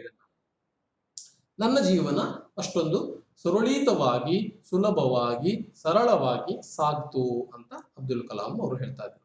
ತಾಯಿಯ ಸುದ್ದಿ ಹೇಳ್ತಾರೆ ಮುಂದೆ ನೋಡಿ. ಮೈ प्रायः अपनी माँ के साथ ही रसोई में नीचे बैठकर खाना खाया करता था. मैं प्रायः प्रायः प्रायः ಅಂತಂದ್ರೆ ಬಹುತೇಕ, ಸಾಮಾನ್ಯವಾಗಿ, ಯಾವತ್ತೂ ಒಂದೆರಡು ದಿವಸ ಬೇರೆ ಏನಾದ್ರು ಆಗ್ಬೋದು, ಆದರೆ ಸಾಮಾನ್ಯವಾಗಿ ಮೈ ಪ್ರಾಯಃ ಅಪ್ನಿ ಮಾ ಕೆ ಸಾಥ್, ನನ್ನ ತಾಯಿಯ ಜೊತೆಗೆ, ಸಾಥಿ ರಸೋಯಿ ಮೇ, ಅಡುಗೆ ಮನೆಯಲ್ಲಿ, ನೀಚೆ ಬೈಟ್ಕರ್, ಕೆಳಗಡೆ ಕೂತ್ಕೊಂಡು, ಖಾನಾ ಖಾಯ ಕರ್ತಾತ, ಊಟವನ್ನ ಮಾಡ್ತಾ ಇದ್ದೆ, ತಿಂಡಿಯನ್ನ ಮಾಡ್ತಾ ಇದ್ದೆ. ಅಮ್ಮ ಅಡಿಗೆ ಮನೆಯಲ್ಲಿದ್ದಾರೆ ಅಂದ್ರೆ ಅಡಿಗೆ ಮನೆಗೆ ನಾನು ಹೋಗಿ ಅಮ್ಮನ ಜೊತೆಗೆ ಕೆಳಗಡೆ ಕೂತ್ಕೊಂಡು ನಾನು ಊಟ ಮಾಡ್ತಾ ಇದ್ದೆ. ಪ್ರಶ್ನೆ ಮಾಡ್ತಾರೆ ನಿಮಗೆ, ಅಬ್ದುಲ್ ಕಲಾಂ ಜಿ ಕಾ ಭೋಜನ್ ಕಾ ಬಾರೆ ಮೇ ಲಿಖಿಯೇ ಅಂತ ಏನಾದ್ರು ಒಂದು ಕ್ವಶನ್ ಕೇಳ್ತಾರೆ. ಮುಂದೆ ನೋಡಿ, ವೇ ಮಾ ಜೋ ಹೇ ವೇ ಬಹುವಚನ ಮೇ ದೇ ರಹಾ ಹೈ, ವೇ ಮೇರೆ ಸಾಮನೆ, ನನ್ನ ಮುಂದುಗಡೆ, ಕೇಲೆ ಕಾ ಪತ್ತಾ ಬಿಚ್ಛಾತಿ, ಕೇಲೆ ಕಾ ಬಾಳೆ ಎಲೆ, ಕೇಲೆ ಕಾ ಪತ್ತ ಬಾಳೆಯ ಎಲೆ, ಬಿಚ್ಛಾನ ಅಂತಂದ್ರೆ ಹರಡುವಂಥದ್ದು, ಬಾಳೆಯನ್ನ ಎಲೆಯನ್ನ ಹಾಕ್ತಾ ಇದ್ಲು, ಬಿಚ್ಛಾತಿ. ಔರ್ ಫಿರ್ ಉಸ್ ಪರ್ ಚಾವಲ್ एवं सुगंधित स्वादिष्ट सांबार डालती, उसमें चावल डालती, केले के पत्ते के ऊपर चावल अन्न वन्न ಹಾಕ್ತಾ ಇದ್ಲು, ಜೊತೆಗೆ ಸುಗಂಧಿತ, ತುಂಬಾ ಪರಿಮಳಯುಕ್ತವಾದಂತಹ, ಸ್ವಾದಿಷ್ಟ, ರುಚಿಯೂ ಕೂಡ ಅದ್ಭುತವಾದಂತಹ ರುಚಿಯ ಸಾಂಬಾರನ್ನ ಹಾಕ್ತಾ ಇದ್ಲು, ಅನ್ನ ಸಾಂಬಾರ್ ಹಾಕ್ತಾ ಇದ್ಲು ಬಾಳೆ ಎಲೆಯ ಮೇಲೆ. ಸರಿ, ಸಾಥ್ ಮೇ, ಜೊತೆಗೆ, ಘರ್ ಕಾ ಬನಾ ಅಚಾರ್, ಮನೆಯಲ್ಲೇ ಮಾಡದಂತಹ, ಘರ್ ಕಾ ಬನಾ ಅಚಾರ್, ಅಚಾರ್ ಅಂತಂದ್ರೆ ಉಪ್ಪಿನಕಾಯಿ. ಉಪ್ಪಿನಕಾಯಿ, ಬಾಯಲ್ಲಿ ನೀರು ತಂದ್ಕೊಳ್ಬೇಡಿ, ಉಪ್ಪಿನಕಾಯಿ, ಅನ್ನ ಸಾಂಬಾರ್ ಜೊತೆಯಲ್ಲಿ, ಔರ್ ನಾರಿಯಲ್ ಕಿ ತಾಜಿ ಚಟನಿ, ತೆಂಗಿನಕಾಯಿಯ ತಾಜಿ ಫ್ರೆಶ್ ತೆಂಗಿನಕಾಯಿ, ಅದು ಮೊನ್ನೆ ಒಡೆದ ಕಾಯಲ್ಲ, ಇವತ್ತು ಒಡೆದಿದ್ದನ್ನ ಆಗಿಂದಾಗಿ ತುರಿದು ಆಗಿಂದಾಗಿ ಚಟ್ನಿ ಮಾಡುವಂಥದ್ದು, ಬೀಸಿ ಚಟ್ನಿ, ಮಷಿನ್ ಬೀಸೋದಲ್ಲ, ಕೈಯಲ್ಲಿ ಬೀಸಿ ಚಟ್ನಿ, ಆ ತೆಂಗಿನಕಾಯಿಯ ಚಟ್ನಿ ಭೀ ಹೋತಿ. ಇದು ನಮ್ಮ ಸಾಮಾನ್ಯವಾಗಿ ದಕ್ಷಿಣ ಭಾರತದ ಊಟದ ಕ್ರಮ. ನಮ್ಮ ದಕ್ಷಿಣ ಭಾರತದಲ್ಲಿ ಇದೇ ಊಟದ ಕ್ರಮ ಇದೆ, ಏನು, ಬಾಳೆ ಎಲೆಯ ಊಟ. ಉತ್ತರ ಭಾರತದಲ್ಲಿ ಈ ಪದ್ಧತಿ ಸಿಗೋದಿಲ್ಲ ನಿಮಗೆ. ಉತ್ತರ ಕರ್ನಾಟಕದಲ್ಲೇ ಕೂಡ ಬಾಳೆ ಎಲೆಯ ಬದಲು ಬೇರೆ ಬೇರೆ ಪತ್ರೆಗಳನ್ನ ಬಳಸ್ತಾರೆ. ಅವರು ಒಣಗಿದ ಎಲೆಯನ್ನ ಇದನ್ನ ಮಾಡಿ ಹೆಣೆದು ಅದರಲ್ಲಿ ಊಟವನ್ನ ಕೊಡ್ತಾರೆ. ಉತ್ತರ ಭಾರತದಲ್ಲೂ ಅದೇ ಪರಿಸ್ಥಿತಿ, ಬಾಳೆ ಎಲೆಯ ಬಳಕೆ ತುಂಬಾ ಕಡಿಮೆ ಇದೆ. ಆಮೇಲೆ ದಕ್ಷಿಣ ಭಾರತದವರಿಗೆ ಎಷ್ಟು ತೆಂಗಿನ ಉಪಲಬ್ಧಿ ಇದೆಯೋ, ಎಷ್ಟು ನಮಗೆ ತೆಂಗಿನಕಾಯಿ ಸಿಗುತ್ತೋ ದಕ್ಷಿಣ ಭಾರತೀಯರಿಗೆ, ಉತ್ತರ ಭಾರತದಲ್ಲಿ ಅದು ಸಿಗೋದಿಲ್ಲ. ಹಾಗಾಗಿ ತೆಂಗಿನ ಬಳಕೆ ಉತ್ತರಕ್ಕಿಂತ ದಕ್ಷಿಣದಲ್ಲಿ ಜಾಸ್ತಿ. ದಕ್ಷಿಣ ಭಾರತೀಯರಲ್ಲಿ ತೆಂಗಿನಕಾಯಿ ಬೇಕೇ ಬೇಕು, ಅಡುಗೆ ಅಂತಂದ್ರೆ ತೆಂಗಿನಕಾಯಿ ಮಸ್ಟ್ ಅಂಡ್ ಶುಡ್ ಬೇಕೇ ಬೇಕು ನಮ್ಮ ಆಹಾರ ಪದ್ಧತಿಯಲ್ಲಿ. ಹಾಗಾಗಿ ಅದು ಕೇರಳ, ತಮಿಳುನಾಡು ಪ್ರದೇಶ ಇದೆಯಲ್ಲೋ ಇನ್ನೂ ತುಂಬಾ ಜಾಸ್ತಿ ತೆಂಗಿನಕಾಯಿಯ ಬಳಕೆ ಜಾಸ್ತಿ ಇದೆ. ಅವರು ತೆಂಗಿನಕಾಯಿ ಚಟ್ನಿ ಅನ್ನೋದು ಆಗ್ಲೇಬೇಕು. ಚಟ್ನಿ ಅನ್ನುವಂಥದ್ದು ತುಂಬಾ ಪ್ರಸಿದ್ಧವಾದಂಥದ್ದು. ತೆಂಗಿನಕಾಯಿ ಚಟ್ನಿ, ಕಾಯಿ ಚಟ್ನಿ, ಆಮೇಲೆ ಮನೆಯಲ್ಲಿ ಮಾಡಿದಂತಹ ಉಪ್ಪಿನಕಾಯಿ, ಇದು ಒಂದು ಕೂಡ ಪ್ರಸಿದ್ಧ. ಒಂದೊಂದು ಏರಿಯಾದಲ್ಲಿ ಸಿಗುವಂತಹ ಮಾವಿನಕಾಯಿಯ ಲಭ್ಯತೆಯ ಮೇಲೆ ಇಲ್ವಾ, ಆ ತರಹದ ಒಂದು ಚಟ್ನಿ, ಉಪ್ಪಿನಕಾಯಿಯನ್ನ ಜೊತೆಗೆ ಅನ್ನ ಸಾಂಬಾರನ್ನ ನನಗೆ ಊಟಕ್ಕೆ ಅಮ್ಮ ಬಡಿಸ್ತಾ ಇದ್ಲು ಅಂತ ಅಬ್ದುಲ್ ಕಲಾಂ ಅವರು ಹೇಳಿದ್ರು. ಈ ಪ್ರಶ್ನೆ ಮಾಡ್ತಾನೆ, ಅವರ ಊಟದ ಮೆನು ಹೇಗಿತ್ತು ಅಂತ ಕೇಳ್ಬಹುದು. ಉನ್ಕೋ ಖಾನೆ ಮೇ ಕ್ಯಾ ಕ್ಯಾ ದೇತಿ ಅಂತ ಕೇಳ್ಬಹುದು, ಆ ತರದಲ್ಲಿ ಕೇಳಬಹುದು. ಸೊ ಅಬ್ದುಲ್ ಕಲಾಂ ಅವರ ಅಮ್ಮ ಊಟಕ್ಕೆ ನೀಡ್ತಾ ಇದ್ದಂತಹ ವಿಚಾರ ಇಷ್ಟ ಆಗಿದೆ. ಆಮೇಲೆ ರಾಮೇಶ್ವರಂ ಅಲ್ಲಿ ಏನಿತ್ತು ಅನ್ನೋದನ್ನ ಹೇಳಲಿಕ್ಕೆ ಹೊರಟ. प्रतिष्ठित शिव मंदिर, रामेश्वरम प्रतिष्ठित शिव मंदिर है वहां, शिव मंदिर जिसके कारण रामेश्वरम प्रसिद्ध तीर्थ स्थान है. ಶಿವ ಮಂದಿರ ಇರೋ ಕಾರಣದಿಂದಲೇ ರಾಮೇಶ್ವರಂ, ರಾಮ ಈಶ್ವರ, ರಾಮೇಶ್ವರ, ರಾಮನಿಂದ ನಿರ್ಮಾಣವಾಗಲ್ಪಟ್ಟಂತಹ ಲಿಂಗ. ರಾಮ ಈಶ್ವರನ ಕುರಿತು ಅಲ್ಲಿ ಇದನ್ನ ಮಾಡ್ತಾರೆ. ಸೀತೆಯನ್ನು ಹುಡುಕ್ಲಿಕ್ಕೆ ಹೋದಾಗ ಲಂಕೆಗೆ ಹೊರಡುವಾಗ ಅಲ್ಲಿ ಲಿಂಗವನ್ನ ಮಾಡಿ ಪೂಜೆಯನ್ನ ಮಾಡ್ತಾನೆ ರಾಮ. ಅದು ರಾಮೇಶ್ವರ ಅಂತಾಗಿದೆ. ಇದೊಂದು ಪ್ರಸಿದ್ಧ ತೀರ್ಥ ಸ್ಥಳ. ತೀರ್ಥ ಸ್ಥಳ ಅಂತಂದ್ರೆ ಪವಿತ್ರವಾದಂತಹ, ತೀರ್ಥ ಅಂತಂದ್ರೆ ಪವಿತ್ರ ಅಂತ ಅರ್ಥ. ತೀರ್ಥ ಅಂತಂದ್ರೆ ಕುಡಿಯೋದು ಅಂತ ಅರ್ಥ ಅಲ್ಲ. ನಾ ತೀರ್ಥ ಕೊಡ್ರಪ್ಪ ನನ್ಗೆ, ತೀರ್ಥ ಅನ್ನೋದ್ರ ಅರ್ಥ ತೀರ್ಥ ರೂಪಿ ಅನ್ನೋ ಶಬ್ದವನ್ನ ಬಳಸ್ತೇವೆ. ದಿವಂಗತರಾದಂತವರಿಗೆ ತೀರ್ಥ ರೂಪಿ ಅಂದ್ರೆ ಪವಿತ್ರವಾದಂತಹ ಅಂತ ಅರ್ಥ. ತೀರ್ಥ ಅನ್ನೋದ್ರ ಶಬ್ದದ ಅರ್ಥ ತೀರ್ಥ ಸ್ಥಳ, ಪವಿತ್ರವಾದಂತಹ ಸ್ಥಳ ರಾಮೇಶ್ವರಂ. ಇದು ಈಶ್ವರನ ದೇವಸ್ಥಾನಕ್ಕಾಗಿ ಪ್ರಸಿದ್ಧವಾದಂಥದ್ದು. ಈ ದೇವಸ್ಥಾನ ಏನಿದೆ, ಹಮಾರೆ ಘರ್ ಸೆ 10 ಮಿನಿಟ್ ಕಾ ಪೈದಲ್ ರಾಸ್ತಾ ತಾ. ನಮ್ಮ ಮನೆಯಿಂದ 10 ನಿಮಿಷ ನಡ್ಕೊಂಡು ಹೋದ್ರೆ, ಪೈದಲ್ ರಾಸ್ತಾ ನಡ್ಕೊಂಡು ಹೋಗುವಂತಹ ದೂರದಲ್ಲಿ ಈಶ್ವರ ದೇವಸ್ಥಾನ ಇತ್ತು, ಪ್ರಸಿದ್ಧವಾದಂತಹ. ಜಿಸ್ ಇಲಾಖೆ ಮೇ ಹಮ್ ರಹತೆ ಥೇ, ಯಾವ ಏರಿಯಾದಲ್ಲಿ, ಇಲಾಖಾ ಸ್ಥಾನದಲ್ಲಿ ನಾವು ಇರ್ತಾ ಇದ್ವೋ, ವಹ मुस्लिम बहुल था. मेरा घर जहां था वह मुस्लिम बहुल घर था, ಏರಿಯಾ था, ಇಲಾಖಾ था. ಅಲ್ಲಿ ಮುಸ್ಲಿಮರು ಜಾಸ್ತಿ ಇದ್ರು ನಾವಿದ್ದ ಏರಿಯಾದಲ್ಲಿ. ಯಾಕಂದ್ರೆ ಅದು ಮಸ್ಜಿದ್ ವಾಲಿ ಗಲಿ ಥಾ. ಮಸೀದಿ ಇದೆ ಅಂತಂದ್ರೆ ಅದು ಗಲಿ.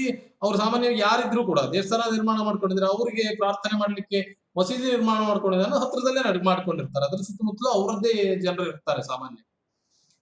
ನಾನಿದ್ದಂತಹ ಜಾಗ ಮುಸ್ಲಿಂ ಬಹುಲವಾದಂತಹ ಜಾಗ ಆಗಿತ್ತು. ಲೇಕಿನ್ ವಹಾ ಕುಚ್ ಹಿಂದೂ ಪರಿವಾರ ಬಿ ಥೇ. ಇಲ್ಲಿ ವಿಶೇಷ ಹೇಳ್ತಾ ಇರೋದು, ಆ ಮಸ್ಜಿದ್ ವಾಲಿ ಗಲಿ ಮೇ ಭಿ ಕುಚ್ ಹಿಂದೂ ಪರಿವಾರ ಥೇ, ಒಂದಷ್ಟು ಹಿಂದೂ ಪರಿವಾರವೂ ಕೂಡ ಇತ್ತು. ಜೋ ಅಪನೆ ಮುಸಲ್ಮಾನ್ ಪಡೋಸಿಯೋಂ ಕೆ ಸಾಥ್ ಮಿಲ್ಜುಲ್ ಕರ್ ರಹತೆ ಥೇ. ಜೋ ಪರಿವಾರ ಥೇ, ಜೋ ಹಿಂದೂ ಪರಿವಾರ ಥೇ, ಯಾವ ಹಿಂದೂ ಪರಿವಾರ ಇತ್ತೋ, ಮುಸ್ಲಿಂ ಪಡೋಸಿಯೋಸೆ, ಪಡೋಸಿ ಅಂತಂದ್ರೆ ಅಕ್ಕಪಕ್ಕದ ಮನೆಯವರು, ಬಾಜು ಮನೆಯವರು. ಮುಸ್ಲಿಂ ಪಡೋಸಿಯೋಂ ಕೆ ಸಾಥ್, ಪಕ್ಕದ ಮನೆಯವರ ಜೊತೆಗೆ ಅತ್ಯಂತ ಪ್ರೀತಿಯಿಂದ ಮಿಲ್ಜುಲ್ಕರ್ ರಹತೆ ಥೇ, ಜೊತೆಯಾಗಿ ಕೂಡಿ ಬಾಳ್ತಾ ಇದ್ರು, ಯಾವುದೇ ದ್ವೇಷ ಇಲ್ಲದೆ. ಹಮಾರೆ ಇಲಾಖೆ ಮೇ ಏಕ್ ಬಹುತ್ ಹಿ ಪುರಾನಿ ಮಸ್ಜಿದ್ ಥಿ. ನಮ್ಮ ಇಲಾಖೆಯಲ್ಲಿ, ನಮ್ಮ ಸ್ಥಾನದಲ್ಲಿ, ನಮ್ಮ ಪ್ರಾಂತ್ಯದಲ್ಲಿ ಒಂದು ಅತ್ಯಂತ ಪ್ರಸಿದ್ಧವಾದಂತಹ, ಅತ್ಯಂತ ಬಹಳ ಹಳೆಯ, ಪುರಾನಿ ತುಂಬಾ ಹಳೆಯ मस्जिद इत्तो, मसीदी इत्तो. जहां शाम को नमाज के लिए मेरे पिताजी मुझे अपने साथ ले जाते थे.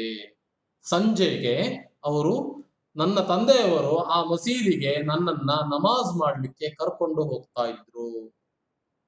ಸಂಜೆನ ನಮಾಜಿಗೆ ಆ ಮಸೀದಿಗೆ ಹೋಗಿ ಸಾಮಾನ್ಯವಾಗಿ ನಮಾಜ್ ಮಾಡ್ತಾರೆ, ಆ ಒಂದು ಕೆಲಸವನ್ನ ಮಾಡ್ತಾ ಇದ್ರು.